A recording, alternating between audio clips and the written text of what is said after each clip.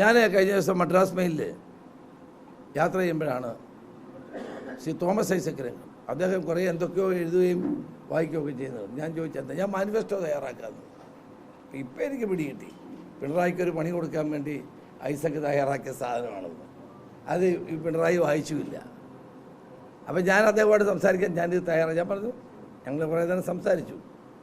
അപ്പോൾ ഈ സാധനം ഈ പുള്ളി വായിക്കാതെ ജനങ്ങളുടെ മുമ്പിൽ പറയുക, എത്ര ലാഘവത്തോടെയാണ് കേരളത്തിൻ്റെ മുഖ്യമന്ത്രി മാനിഫെസ്റ്റോ ഒന്ന് വായിച്ചു പോലും നോക്കാതെ ജനങ്ങളുടെ മുമ്പിൽ അവതരിപ്പിച്ചു എന്ന് പറയുമ്പോൾ എത്ര അപമാനകരമായ സംഭവമാണ്. എന്നിട്ട് പ്രതിഷേധം ഉയർന്ന്, ഇത് മനഃപൂർവ്വം പറഞ്ഞതാണ്. ഞാൻ പറഞ്ഞല്ലോ, നിയമസഭയിൽ അവരുടെ നിലപാട് ഇതായിരുന്നു. അന്ന് ഞങ്ങൾ പ്രശ്നമുണ്ടാക്കിയപ്പോഴാണ് നിലപാട് തിരുത്താൻ തയ്യാറായത്. കേന്ദ്രം ബഫർ സോൺ തീരുമാനിക്കാനായി വന്നപ്പോഴാണല്ലോ ഇവിടെയൊക്കെ ഈ പത്തനംതിട്ട ജില്ലയുടെ പല മേഖലകളിലും പ്രശ്നമുണ്ടായി, ഇടുക്കിയിൽ പ്രശ്നമുണ്ടായി, അങ്ങനെ പല സ്ഥലത്തും പ്രശ്നമുണ്ടായത് അതിൻ്റെ ഭാഗമായിട്ടാണ്. ഇപ്പോഴിത് തിരുത്തുന്നു എന്ന് പറയുന്നത് തീർച്ചയായിട്ടും അതാണ് വീണ്ടും ജനങ്ങളെ കബളിപ്പിക്കൽ എന്നുള്ളത്. കാരണം ഇവർ നേരത്തെ എടുത്ത നിലപാട് ഇത് തന്നെയായിരുന്നു. അപ്പോൾ ജനങ്ങളെ ബാധിക്കുന്ന, പ്രത്യേകിച്ച് കാർഷിക മേഖല, കർഷകരെ, കുടിയേറ്റ കർഷകർക്കെതിരായിട്ടുള്ള നിലപാടാണ് അന്നും ഇന്നും എന്നും CPM-നുള്ളത്. അതാണ് മാനിഫെസ്റ്റോയിൽ എഴുതി വെച്ചത്. എന്നിട്ട് മാനിഫെസ്റ്റോ തിരുത്തുന്നു എന്ന് പറയുന്ന ആരെ കബളിപ്പിക്കാനാണ്? അപ്പോൾ ഈ പ്രോഗ്രസ് കാർഡ് എന്ന് പറയുന്നത് ജനങ്ങളെ വഞ്ചിക്കാനാണ്. ഒരാളും ഇത് വിശ്വസിക്കാൻ പോകുന്നില്ല. കേരളത്തിൽ അതിരൂക്ഷമായ വിലക്കയറ്റവും തൊഴിലില്ലായ്മയും നിലനിൽക്കുന്ന സംസ്ഥാനമാണ്. ഇവർ പറഞ്ഞതുപോലെ ആർക്കും ഇവിടെ തൊഴിൽ കിട്ടിയിട്ടില്ല. പിൻവാതിലിലൂടെ 2 ലക്ഷത്തോളം ആളുകൾക്ക് തൊഴിൽ കൊടുത്തു എന്നുള്ളതല്ലാതെ ഇവിടെ റിക്രൂട്ട്മെൻറ്റ് പോലും നടക്കുന്നില്ല. KSRTCയിൽ എത്ര കാലമായി റിക്രൂട്ട്മെൻറ്റ് നടന്നിട്ട്? ഒരു പറയട്ടെ, എത്ര കാലമായി KSRTCയിൽ ഡ്രൈവർമാരും കണ്ടക്ടർമാരും ഒക്കെ റിട്ടയർ ചെയ്ത് പോയിട്ട് വല്ല റിക്രൂട്ട്മെൻറ്റ് നടക്കുന്നുണ്ടോ? എത്ര കാലമായി? PSCയിൽ 1ാം റാങ്ക് കിട്ടിയ കുട്ടിക്ക് പോലും നിയമനം കിട്ടുന്നില്ല. ഇതാണ് തൊഴിൽ മേഖലയുമായി ബന്ധപ്പെട്ട കാര്യങ്ങൾ. അപ്പോൾ അഭ്യസ്തവിധരായ ചെറുപ്പക്കാർക്ക് ജോലി കിട്ടാത്ത, പഠനത്തിലുള്ള സൗകര്യമില്ലാത്ത, അതുകൊണ്ട് നമ്മുടെ നാട്ടിൽ നിന്ന് കുട്ടികൾ മറ്റ് രാജ്യങ്ങളിലും സംസ്ഥാനങ്ങളിലും പോയി പഠിക്കുന്ന അവസ്ഥയാണ് കേരളത്തിലുള്ളത്. ഈ അവസ്ഥയ്ക്ക് മാറ്റമുണ്ടാകണം.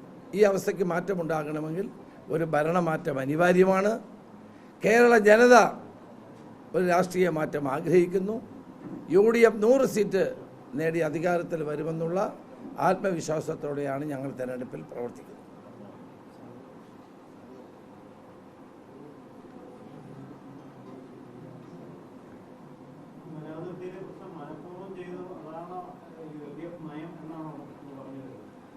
LDF-ന്റെ നയം അതായിരുന്നല്ലോ.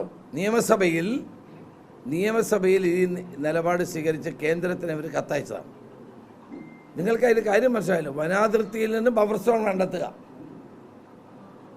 അപ്പോൾ ഓൾറെഡി കേന്ദ്രം ഗവൺമെൻറ്റുകൾ വനം സംരക്ഷണത്തിൻ്റെ പേരിൽ കർഷകരെ വളരെയേറെ ബുദ്ധിമുട്ടിക്കുന്നുണ്ട്. നമ്മുടെ പത്തനംതിട്ടയിൽ പല റാന്നി മേഖലകളിൽ, അല്ലേ, റാന്നി ഉൾപ്പെടെയുള്ള മേഖലകളിൽ അവിടെയെല്ലാം വലിയ പ്രശ്നങ്ങളുണ്ടാകുന്നതാണ്. അന്ന് ആ പ്രശ്നം ഉണ്ടായപ്പോഴാണ് നിയമസഭയിൽ പിന്നെ ഇത് മാറ്റിയത്. അപ്പോൾ ഇപ്പോൾ പ്രകടന പത്രികയിൽ അത് എഴുതി വെച്ചാൽ അതിൻ്റെ അർത്ഥം എന്താ? അവരുടെ നയം അതാണ്. ഇപ്പോൾ തെരഞ്ഞെടുപ്പിൽ അപകടമുണ്ട് എന്ന് ആരോ പറഞ്ഞപ്പോഴാണ് ഇത് തിരുത്തിയത്. അത് ഞാൻ പറഞ്ഞു, മുഖ്യമന്ത്രിക്ക് ഒരു തവണയെങ്കിലും ആ പ്രകടന പത്രിക ഒന്ന് വായിച്ചു നോക്കാമായിരുന്നു. അതിൽ എഴുതി കൊടുത്ത ബുള്ളറ്റ് പോയിന്റ് മാത്രം വായിച്ചിട്ട് മാനിഫെസ്റ്റോ റിലീസ് ചെയ്താൽ ഉണ്ടാകുന്ന കുഴപ്പം ഇതാണ്.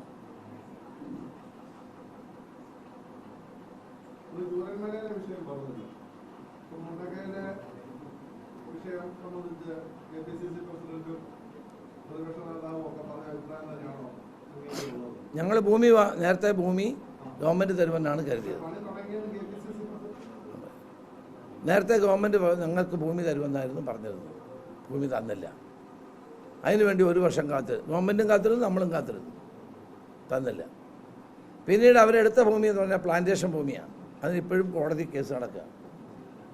അവിടെയാണ് ഗവൺമെൻറ് നിർമ്മാണം ആരംഭിച്ചത്. അപ്പം നമുക്ക് ഭൂമി കിട്ടാത്തപ്പം നമ്മൾ ഭൂമിക്ക് വേണ്ടിയുള്ള തെരച്ചിലായി.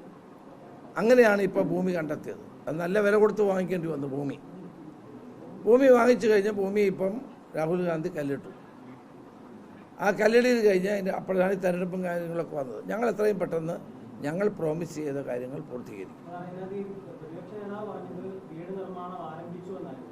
അതിന്റെ തൊട്ടടുത്ത ദിവസങ്ങളിൽ തന്നെയാണ് KPCC പ്രസിഡന്റ് പറയുന്നത് കളക്ട് ചെയ്ത പണം ഭൂമി വാങ്ങിക്കാനും ആപ്പ് നിർമ്മിക്കാനുമായിട്ട് ചെലവഴിച്ചു പോയി, തങ്ങളുടെ ഈ പൈസ ഇല്ല. അപ്പോൾ വി ഡി സതീശൻ പക്ഷെ അപ്പോഴും പറഞ്ഞത് അവിടെ നിൽക്കുകയാണ്, വീട് നിർമ്മാണം ആരംഭിച്ചു എന്നുള്ളത്. വീട് കിട്ടുമെന്ന് വിശ്വസിച്ചിരുന്നവരെ കൂടി കബളിപ്പിക്കുന്നതല്ലേ? ഒരു കബളിപ്പിക്കലുമില്ല. ഞങ്ങൾ പറഞ്ഞ കാര്യം ഞങ്ങൾ നടപ്പാക്കും. പിന്നെ ഗവൺമെൻറ് ഞാനാണ് ആദ്യം MLA എന്ന നിലയിൽ ഞാനാണ് പറഞ്ഞത് ഫണ്ട് MLA എൻ്റെ 1 മാസത്തെ ശമ്പളം കൊടുക്കുന്നത്. ഞാനത് പറഞ്ഞ ശേഷമാണ് മറ്റ് MLA മാർ കൊടുത്തത്.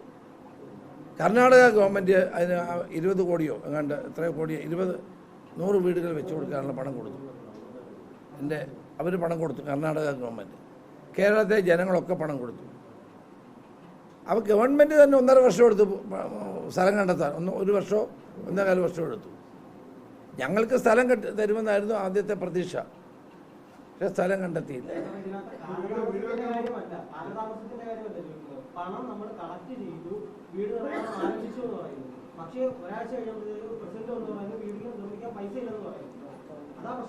അല്ല, അത് പ്രശ്നമൊന്നുമില്ല. അത് ചിലപ്പം അതറിയാതെ പറഞ്ഞതായിരിക്കും. ഏതായാലും ഒരു കാര്യം സത്യമാണ്, ഞങ്ങൾ ഭൂമി എടുത്തു, തറക്കല്ലിട്ടു, നിർമ്മാണ പ്രവർത്തനം ആരംഭിക്കുക ഉടൻ. തെരഞ്ഞെടുപ്പായതുകൊണ്ട് ചിലപ്പം കാലതാമസം ഉണ്ടായിട്ടുണ്ട്. അത് ഇനി അതിൻ്റെ അനുമതികൾ വാങ്ങണം, അത് കഴിഞ്ഞുണ്ടാവും. ഏതാ? അല്ല, അതിനെപ്പറ്റി പാർട്ടി തീരുമാനിച്ചു ചെയ്യും. ഈ ആപ്പ് നിർമ്മിക്കുന്നതിന് 9 ലക്ഷം രൂപ ചെലവായി. 9 ലക്ഷത്തിന് മുകളിൽ 10 ലക്ഷത്തോളം രൂപ ആപ്പ് നിർമ്മിക്കുന്നതിന് ചെലവായി. പക്ഷേ ആ ആപ്പ് ഇപ്പോൾ ഇല്ല, അവൈലബിൾ അല്ല, പ്ലേ സ്റ്റോറിൽ ഒന്നും കിട്ടുന്നില്ല.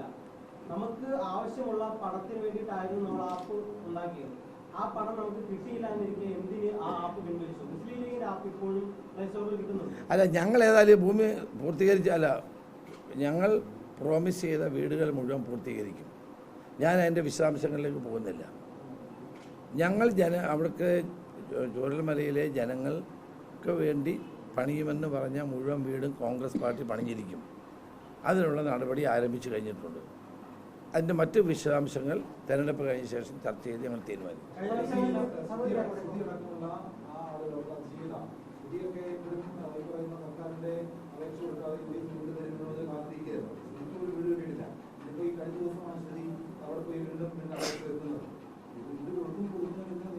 അല്ല, നീണ്ടുപോയതിൻ്റെ കാര്യം ഞാൻ പറഞ്ഞല്ലോ. ഇതുണ്ടായി ഇത്ര നാൾ ഞങ്ങൾക്ക് ആദ്യം ഗവൺമെൻറ് ഭൂമി തരുമെന്നാണ് പറഞ്ഞത്. ഭൂമി തന്നില്ല, ഭൂമി കണ്ടെത്താൻ കഴിഞ്ഞില്ല. പിന്നീട് ഗവൺമെൻറ് തന്നെ പ്ലാന്റേഷൻ ഭൂമിയിലാണ് വീട് വെച്ചത്. അത് ചോദ്യം ചെയ്ത് കോടതി കേസ് കിടക്കുകയാണ്. അപ്പോൾ ഗവൺമെൻറ് സ്ഥലം തരും എന്ന് ഗവൺമെൻറ് അവിടെ ഭൂമി കണ്ടെത്താൻ വലിയ പ്രശ്നങ്ങളുണ്ട്. മിക്കവാറും ഭൂമിയൊക്കെ പ്ലാന്റേഷൻ ഭൂമികളാണ്. അതുകൊണ്ടാണ് കാലതാമസം ഉണ്ടായത്. ഞങ്ങൾ കൃത്യമായത് പാലിക്കപ്പെടും.